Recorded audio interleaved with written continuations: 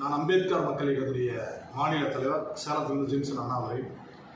நடைபெறுகின்ற நாடாளுமன்ற தேர்தல் என்பது நீதிக்கும் அநீதிக்குமான தேர்தல், தர்மத்திற்கும் அதர்மத்திற்குமான தேர்தல். இந்த தேர்தலை பொறுத்தவரை நீதியின் பக்கம் அனைத்து இந்திய அண்ணா திராவிட முன்னேற்ற கழகத்தினுடைய பொதுச் செயலாளர், மக்களின் முதல்வர் மாண்புமிகு அண்ணன் எடப்பாடியார் அவர்கள் நீதியின் பக்கம் நிற்கின்றார். திராவிட முன்னேற்ற கழகத்தினுடைய தலைவராக இருக்கின்ற மு.க. ஸ்டாலின் அநீதியின் பக்கம் அதர்மத்தின் பக்கம் நிற்கின்றார். ஏனென்று சொன்னால், திமுக கடந்த தேர்தலில் பார்த்தீங்கன்னா சட்டமன்ற தேர்தலில் பிரச்சாரம் செய்யும் பொழுது ஒரு வாக்குறுதி அளித்தாங்க. திமுக வெற்றி பெற்றால் நாங்கள் ஆட்சிக்கு வந்தவுடன் போடுகின்ற முதல் கையெழுத்து நீட்டை ரத்து செய்வதற்கான கையெழுத்து என்று தேர்தலில் வாக்குறுதி கொடுத்தாங்க. அதை நம்பி மாணவர்களும் மாணவர் சமூகமும் பெற்றோர்களும் என்ன பண்ணாங்கன்னா திமுகவுக்கு வாக்களித்தாங்க. அவர்கள் பெருவாரியான வாக்குகளை வெற்றி பெற்றாங்க. ஆனால் வெற்றி பெற்றவுடன் மாணவரை ஒட்டுமொத்த தமிழகத்தில் இருக்கின்ற மாணவர்கள் எதிர்பார்த்தது என்ன? நீட்டை ரத்து செய்து விடுவார்கள் என்று சொல்லி தமிழகத்தில் ஒட்டுமொத்த மாணவர்களும் எதிர்பார்த்தார்கள். ஆனால் நடந்தது வேறு. நீட் தேர்வை ரத்து செய்யல. இவங்க நான் சென்ட்ரல் கவர்மெண்ட்டை கேட்போம், கோரிக்கை வைப்போம், அதை செய்வோம் இதை செய்வோன்ற மாதிரி எதையுமே சொல்லல.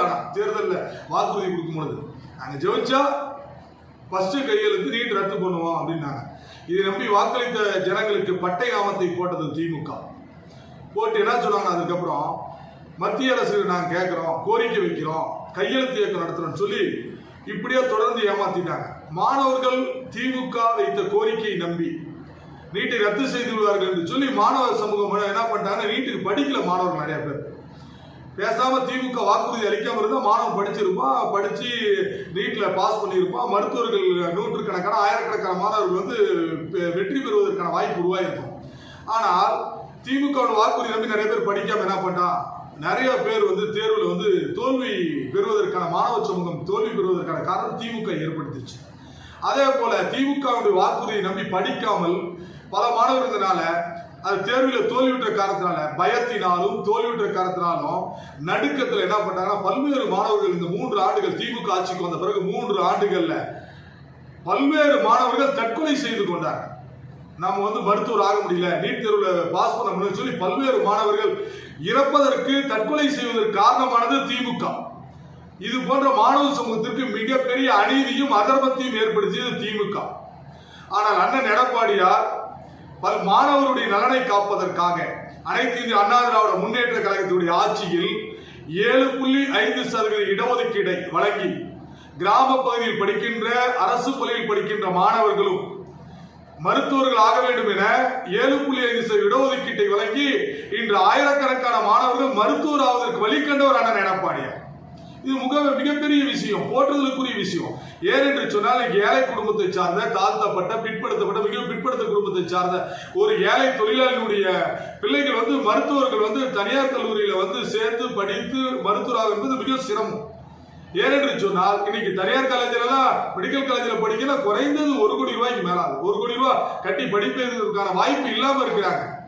அதனால தான் அந்த கஷ்டத்தை உணர்ந்த அண்ணன் எடப்பாடியார் அவர்கள் பாத்தீங்கன்னா 7.5% இடஒதுக்கீட்டை வழங்கினா இன்னைக்கு ஆயிரக்கணக்கான மாணவர்கள் மருத்துவர் ஆவதற்கு வாய்ப்பை ஏற்படுத்தி தந்தவர் அண்ணன் எடப்பாடியார். இது மிகப்பெரிய போட்டுதலுக்கான விஷயம்.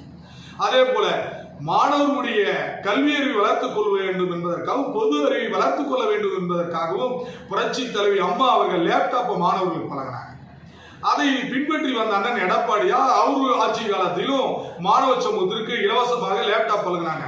அதனால பாத்தீங்கன்னா மாணவர்கள் பொது அறிவு வளர்த்துக்கிட்டாங்க, கல்வி அறிவு வளர்த்துக் கொள்வதற்கு அந்த லேப்டாப் மிகப்பெரிய வாய்ப்பா இருந்தது. இன்றைய காலகட்டத்தை பொறுத்தவரையும் மாணவர் சமூகத்திற்கு லேப்டாப் என்பது மிக மிக அவசியமான ஒன்று. அதை அப்படி ஒரு நல்ல திட்டத்தை திமுக ஆட்சி உடனே நிறுத்திட்டாங்க. லேப்டாப் வழங்குவதை நிறுத்திட்டாங்க. இன்னைக்கு ஏழை மாணவர் 50,000 ரூபாய் 60,000 ரூபாய் போட்டு ஒரு லேப்டாப் வாங்க முடியுமா? ஒரு தரமான லேப்டாப் வாங்கினா குறைந்தபட்சம் ஒரு 50,000 ரூபாய் போட்டாதான் லேப்டாப் வாங்க வேண்டிய சூழல் இருக்கு. அதை நிறுத்தியது திமுக, வழங்கியது அதிமுக.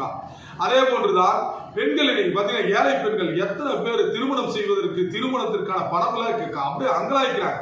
3 ஆண்டுகளுக்கு முன்பு கோவிட் பாத்தீங்கன்னா வந்தது. கோவிட் என்கின்ற கொடிய நோய் உலகை அச்சுறுத்தி பொருளாதாரத்தில் மிகவும் மக்கள் துன்புறுத்தப்பட்டு இன்னமே அதிலிருந்து மீள முடியல. இது போன்ற சூழல்ல மக்களுக்கு நன்மை செய்ய வேண்டிய திமுக ஆட்சிக்கு வந்த உடனே பெண்களுக்கு அதிமுக சார்பில் வழங்கப்பட்ட அந்த திருமண உதவி தொகை பாத்தீங்கன்னா 25,000 ரூபாய் கொடுத்திருந்த 50,000 உயர்த்தி கொடுத்தார் எடப்பாடியார். அதே போல தாலிக்கு தங்கம் என்கிற உன்னத திட்டத்தை கொண்டு வந்து 4 கிராம் தங்கத்தை 8 கிராமாக உயர்த்தி கொடுத்தார் அண்ணன் எடப்பாடியார். அந்த நல்ல திட்டங்களை எல்லாம் அழித்து போட்டது திமுக. எவ்வளவு பெண்கள் இன்னைக்கு வந்து திருமணம் செய்வதற்கு அப்படியே கண் கலங்குறாங்க, கதறாங்க தெரியுமா? இப்படி நல்ல திட்டங்களை அழித்தது திமுக, குழி தோண்டி புதைத்தது திமுக. அது மட்டும் இல்லை, விலைவாசி எல்லாம் விண்ணை முட்டுகின்ற அளவுக்கு இருக்கு. பெட்ரோல் டீசல் விலை ஏறி போனது போல வீட்டு வரி உயர்த்திட்டாங்க, கரண்ட் பில் உயர்த்திட்டாங்க, எல்லா தொழில் வரி உயர்த்திட்டாங்க. மக்கள் பயன்படுத்த குப்பைக்கு கூட வரி வாங்கிக்கின்றது அரசு தான் திமுகவா இருக்கிறது. ஏனென்று சொன்னால் இப்ப எல்லாவற்றிலும் விலை உயர்வு, எதை எடுத்தாலும் விலை உயர்வு. 100 யூனிட் வரை ஏழை மக்களுக்கு இலவச மின்சாரத்தை வழங்கியது அனைத்து இந்திய அண்ணா திராவிட முன்னேற்ற கழகம். ஆனால் திமுக ஆட்சிக்கு வந்தவுடன் மின்சார கட்டணத்தை பன்மடங்கு உயர்த்திட்டாங்க. இது போன்ற மக்கள் விரோத அரசாக திமுக தொடர்ந்து செயல்படுத்திட்டு வருது. பாத்தீங்கன்னா எங்க பார்த்தாலும் தலித் மக்களை வந்து இழிவுபடுத்துறதும் அவர்களை கேவலமாக பேசுவதும் திமுக கீழ்மட்ட தலைவர்கள் முதற்கொண்டு உயர்மட்ட தலைவர்கள் வரையும் தலித் மக்களை இழிவுபடுத்தி பேசுறாங்க. தலித் மக்கள் பயன்படுத்துகிற குளங்களை மலத்தை அள்ளி கொட்டுகின்ற நிலை தமிழகத்தில் நிலவு கொண்டிருக்கிறது. சாதி குறித்து பேசுறாங்க, தலித் இளைஞர்கள் தாக்கப்படுகிறாங்க. SR பாரதி நாளைக்கு முன்னாடி சொன்னாரு, இன்னைக்கு தலித் சமூகத்தை சார்ந்த ஆதி திராவிடர், அருந்ததியர், தேவேந்திர குல வேளாளர் மக்கள் நீதிபதி ஆவதற்கு திராவிட முன்னேற்ற கழகம் கலைஞர் போட்ட பிச்சை என்று தலித் மக்களை இழிவுபடுத்தி பேசினார். அதை கொஞ்சம் தாண்டி தயாநிதி மாறன் என்ன சொன்னார்னா, நாங்க என்ன தாழ்த்தப்பட்டவங்களா, தலைமைச் செயலாளர் போய் பார்க்க போறாரு, அங்க நாங்க தாழ்த்தப்பட்டவங்களா என்று சொல்லி அவர் தலித் மக்களை இழிவுபடுத்தி பேசினார்.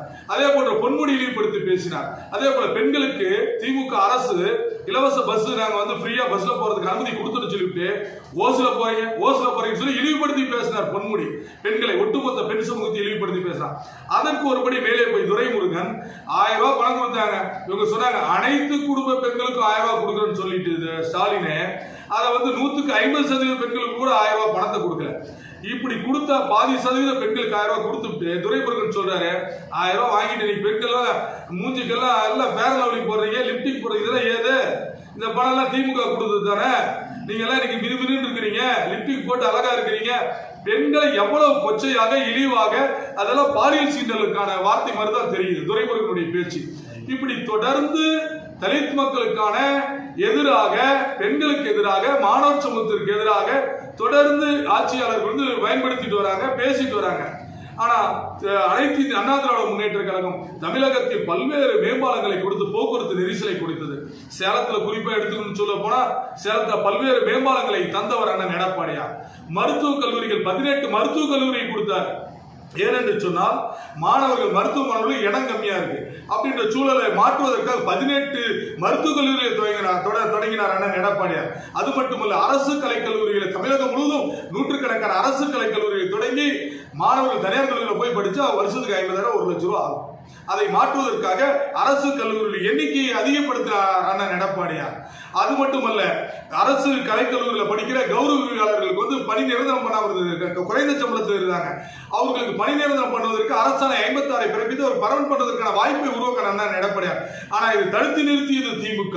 அதே போல சேலத்துல 1000 கோடி ரூபாய் செலவுல இன்னைக்கு உதயநிதி எங்க போனாலும் ஒரு செங்கலை தூக்கிட்டு போறார்.